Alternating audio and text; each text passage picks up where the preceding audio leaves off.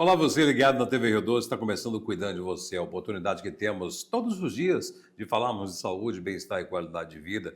A TV Rio 12 presta esse serviço, convidando profissionais da área da saúde, e você tem a oportunidade, através das informações, de cuidar da sua saúde, prevenir doenças, tratar se for o caso, e também nos ajudar a disseminar as informações importantes. Em tempos de compartilhar tanta coisa ruim por aí, por que não compartilhar coisa boa? E como você compartilha? Lógico, conversando com as pessoas, os conhecimentos que você absorve aqui no programa, você pode passar para outras pessoas. Ou compartilhando os links do nosso programa no Facebook, no YouTube. Pega o link e compartilha para todo mundo que você conhece, no mundo todo, porque você vai estar também prestando serviço, fazendo o bem. Lembrando, cuidando de você, segunda a sexta, 18h30. E temos reprises, segunda, terça e quarta, 12h10. Ah, mas eu quero ver online, na tela pequena, no celular, no tablet, no computador. Sim, você pode. Sempre os nossos programas sobem para o YouTube e também ficam lá no Facebook, tá bom? No programa de hoje, a gente vai falar sobre um tema muito importante, um tema que merece toda a atenção e tem a atenção da sociedade, né? Muitas das vezes se fala assim, não, é dirigido apenas para mulheres. Não, é dirigido para homens também. É dirigido para o casal, é dirigido para a sociedade como um todo. Vamos falar hoje sobre fertilidade. E a nossa convidada é a ginecologista e obstetra Ailane Rosa. Doutora Ailane, boa noite. Obrigado por estar conosco aqui no Cuidando de Você. Boa noite, muito obrigada pelo convite. Pois é, como eu disse, né, é um tema muito vivo, muito rico, mas às vezes acho que só a mulher que tem que se preocupar com o tema e é só a mulher que discute esse tema. Mas é um tema que tem que ser abrangente e toda a sociedade tem que falar sobre, não é? Exatamente. Hoje a gente fala de infertilidade, a gente fala de infertilidade conjugal. Então é importante a avaliação da mulher, do homem e essa consciência do casal de procurar atendimento, de procurar investigar o que pode estar acontecendo. Então é muito Então, importante. vamos caminhar sobre essa conversa aqui durante o programa. Mas, para sermos didáticos, vamos começar falando sobre o conceito, né? Como podemos definir fertilidade? Então, a fertilidade é a capacidade de concepção. Aí a gente entende a infertilidade, que é a incapacidade de concepção, né, de conceber uma gestação, ou a necessidade de intervenção médica para que isso ocorra. A gente considera que após 1 ano de tentativa de gestação, sem que consiga, precise usar métodos. Então a pessoa não está usando nenhum método contraceptivo e não conseguiu em 1 ano. Já se essa pessoa tem mais que 35 anos, essa mulher acima de 35 anos, a gente diminui para 6 meses só de tentativa. Então, sem nenhum método, 6 meses de tentativa, tendo relações pelo menos aí umas 3 vezes por semana e que não conseguiu a concepção, não conseguiu gestar. Fertilidade, sim, se tratando de mulher, né? Você é um especialista em cuidados com a mulher, logicamente já falar sobre essa questão do casal, né? A mulher se torna fértil em que período da vida? No momento que ela tem a primeira menstruação. Ah, sim.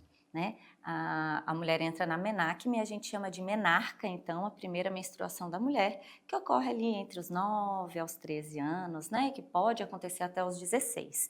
Então, este é o momento, é o marco, a primeira menstruação, que significa que ela está tendo um ciclo menstrual. Significa que essa mulher está ovulando. E eu sempre explico que a menstruação, ela é uma resposta do corpo à não gestação.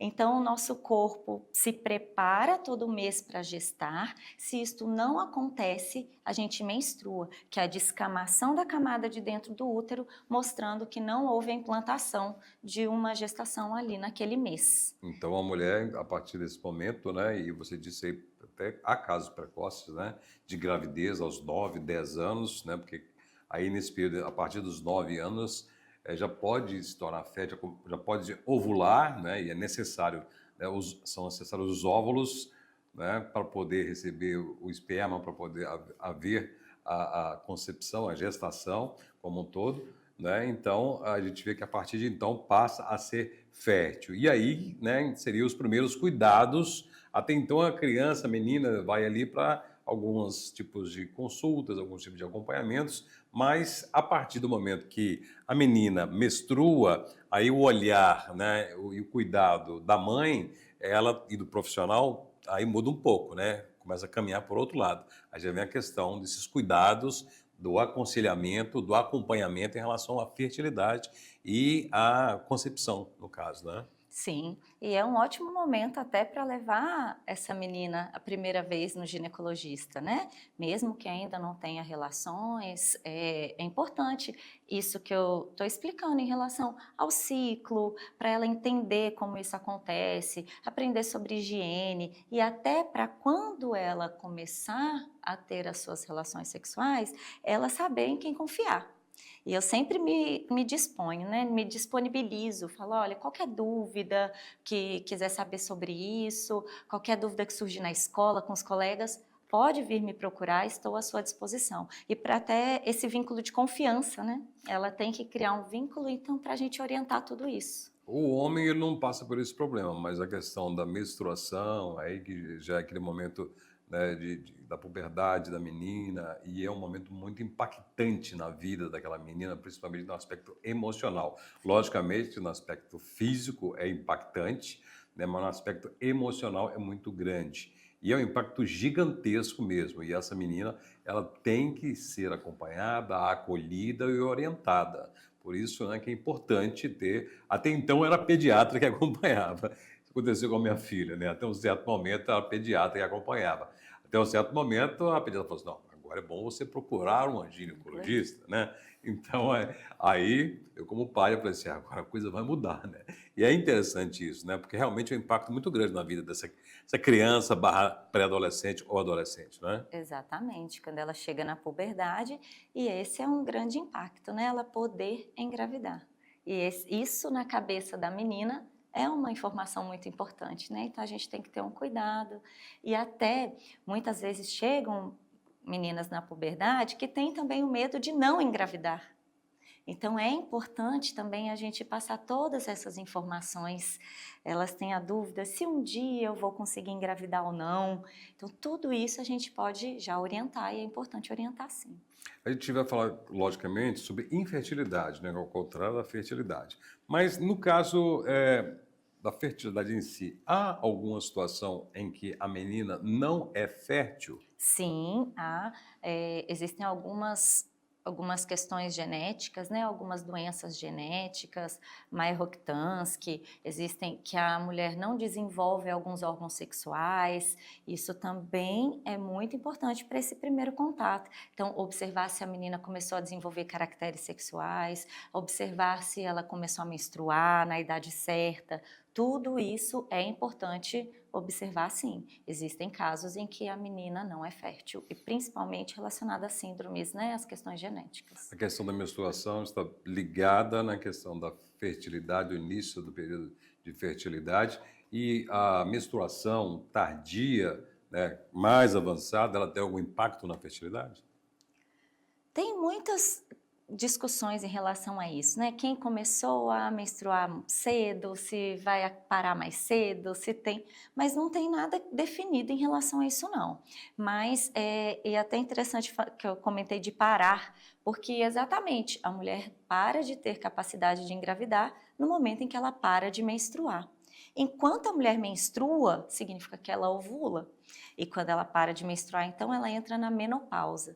Então, temos alguns casos de mulheres que falam: eu já estava na menopausa, estava entrando na menopausa, na perimenopausa e engravidei, porque ela ainda estava menstruando. Se ela menstruou, significa que ela ovulou. O ovário dela ainda funcionou e ainda foi capaz de liberar um óvulo que foi capaz de engravidar.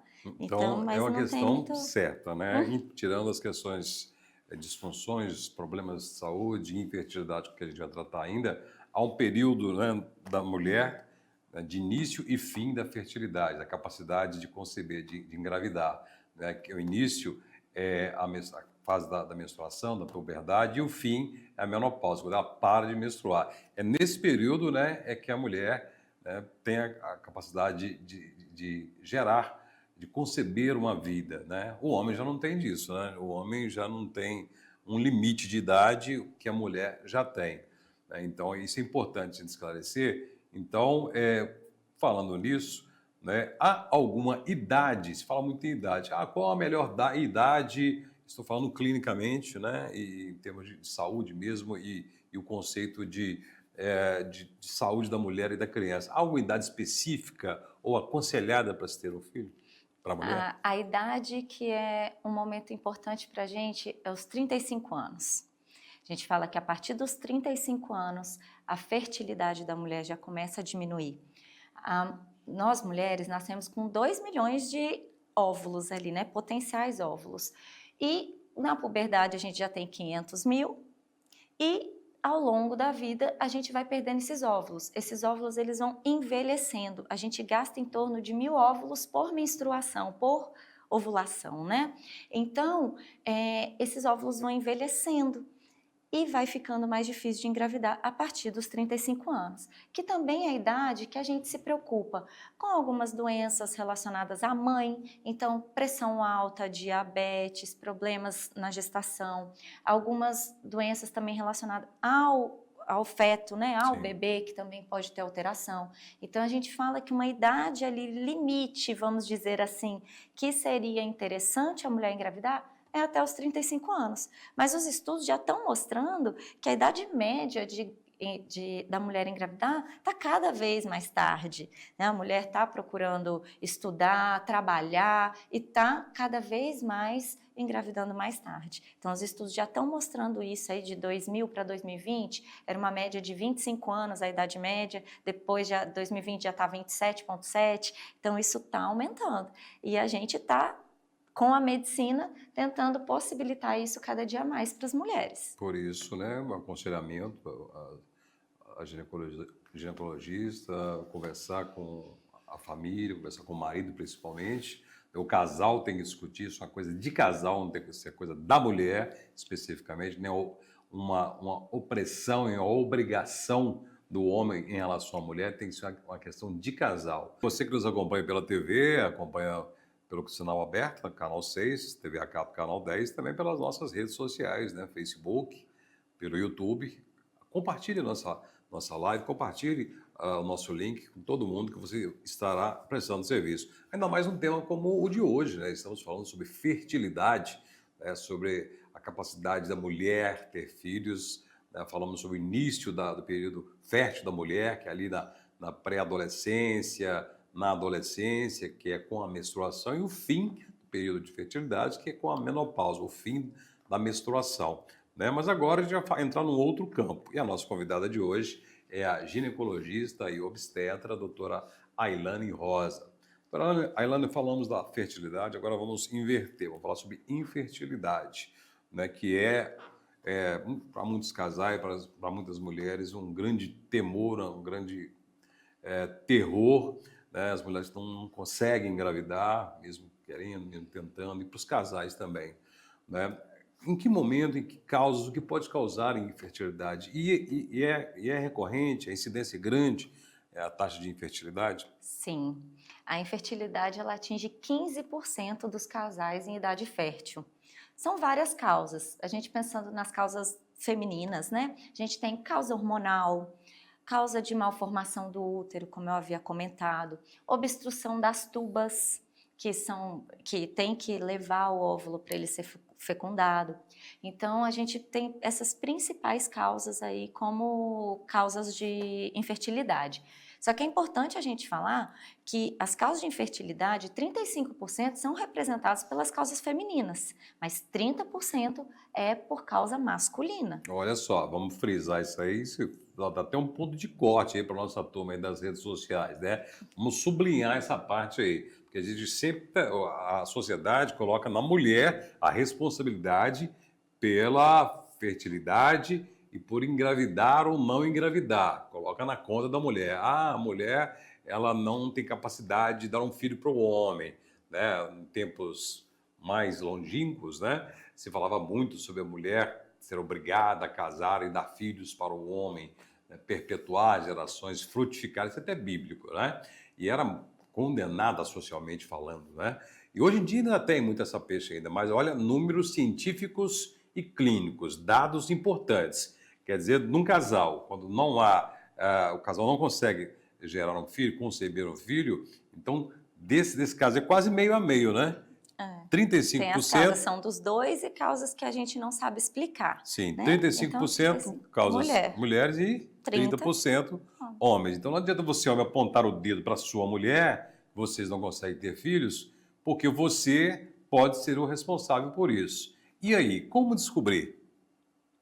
Indo no médico. Indo no médico. Mas Tem aí até o marido manda a mulher ir no médico. Vai lá manda. você, que o negócio é com você. Você que está com defeito, vai lá. É, Geralmente acontece isso, né? Acho que hoje as coisas podem até estar mudando. Né? Mas aí o ideal é que o casal é que vá, não é? o casal. Eu até uso bastante a palavra culpa, porque as pessoas vão com isso, né? A culpa é de quem? Eu falo, a culpa não é de ninguém, né? A gente não começa pensando dessa forma. Por que é importante o casal? A gente tem que pensar em doenças mesmo, como diabetes, hipertensão, problemas de tireoide que também podem causar. Então é importante que tanto o homem quanto a mulher investigue com esses exames básicos de saúde. Então, às vezes o homem pode estar com diabetes que tratando tudo vai se resolver e ele não quer procurar. Então é importante ele ir junto. Como eu disse, é uma consulta de casal infértil, é uma infertilidade conjugal. E temos aí os exames individuais, tanto do homem quanto da mulher, que daí a gente vai pedir o espermograma para o homem, que é um exame inicial também para a gente para entender se tem quantidade de espermatozoide suficiente, se está tudo certo.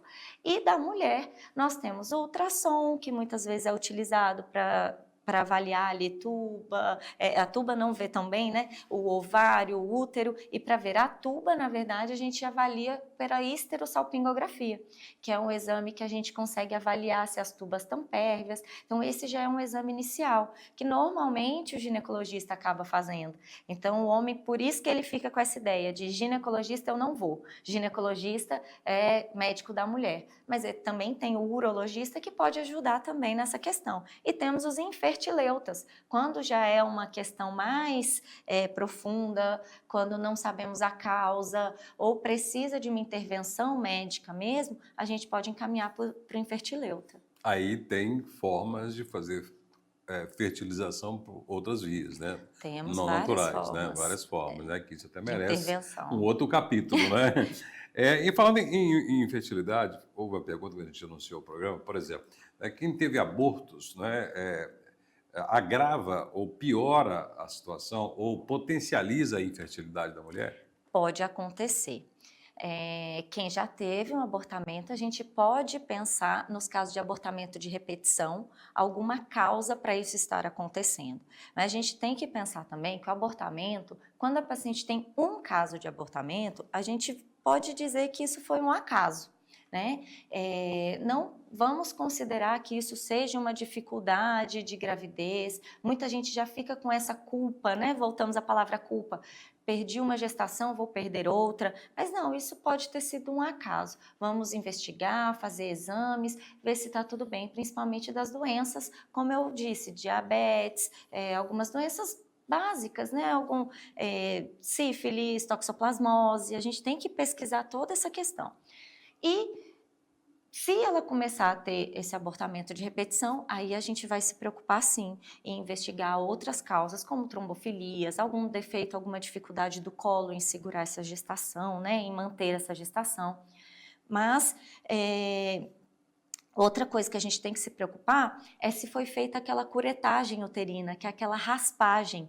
A raspagem que é feita no útero quando é necessária após um abortamento, ela pode sim causar algumas fibroses, algumas cicatrizes dentro do útero que podem dificultar uma gestação no futuro também. Isso pode ser uma causa. Hábitos de vida como alimentação desregrada ou inadequada, fumo, álcool, drogas, pode impactar na Com fertilidade? certeza, com certeza. E uma vida saudável impacta positivamente nisso. Então, exercício físico, uma alimentação equilibrada, tudo isso impacta na fertilidade, sim. E o cigarro, bebida alcoólica, tudo isso é importante. Até a gente entra também na questão do homem na consulta.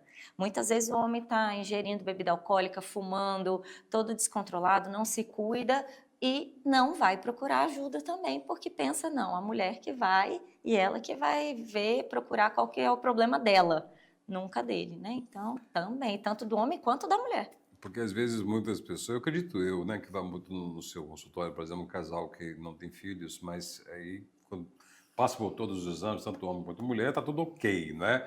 Mas aí o problema não está numa questão talvez clínica, mas está numa questão do próprio casal, né? A gente vê hoje que casais que não, que um não quer, o outro não quer, e aí passa da questão clínica, né? Aí talvez a obstetra, a ginecologista tem que se tornar quase como uma terapeuta, né? Tem muito disso também, né? Tem, e a questão psicológica também impacta na fertilidade.